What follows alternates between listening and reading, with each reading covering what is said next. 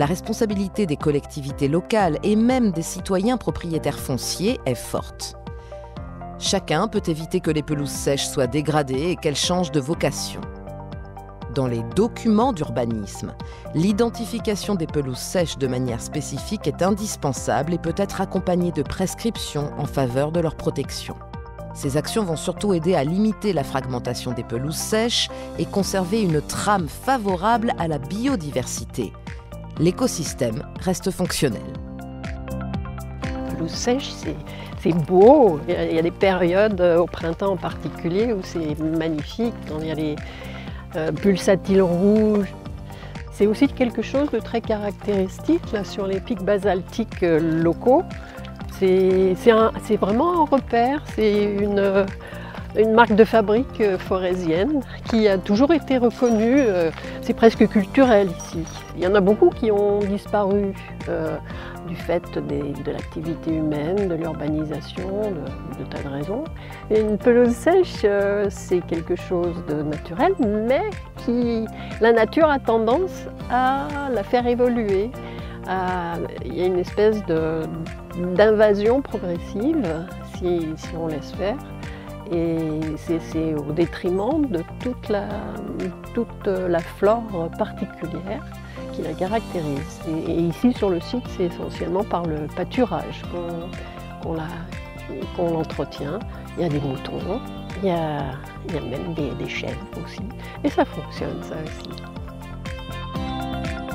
Pour empêcher l'embroussaillement, chacun peut mettre en place une gestion différenciée et douce. Par exemple, une fauche annuelle en automne ou un chantier collaboratif.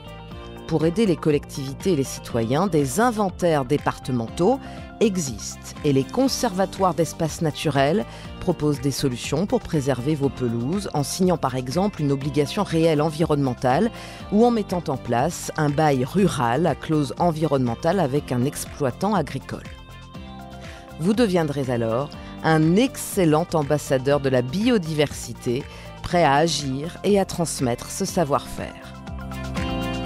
Je m'appelle Denis Rebriand, je suis paysan sur la commune de Cholonges. Nous, on a des pelouses sèches plus dans la zone de plaine, dans la zone basse de l'exploitation. On manquait de foncier et ces terrains étaient plus ou moins abandonnés.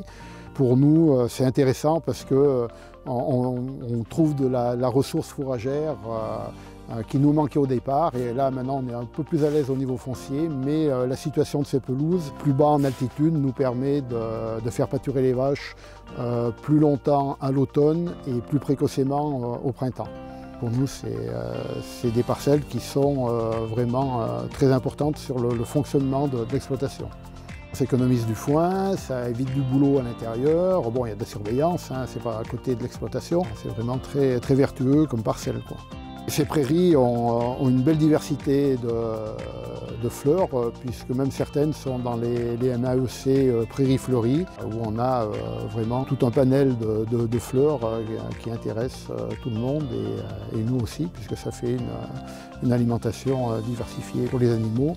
Et en plus, c'est joli et on contribue à la diversité du territoire. Et on s'aperçoit que nous, dans notre système d'exploitation, ces surfaces font partie intégrante de la SAU et nous permettent d'avoir autant de bêtes que nous avons.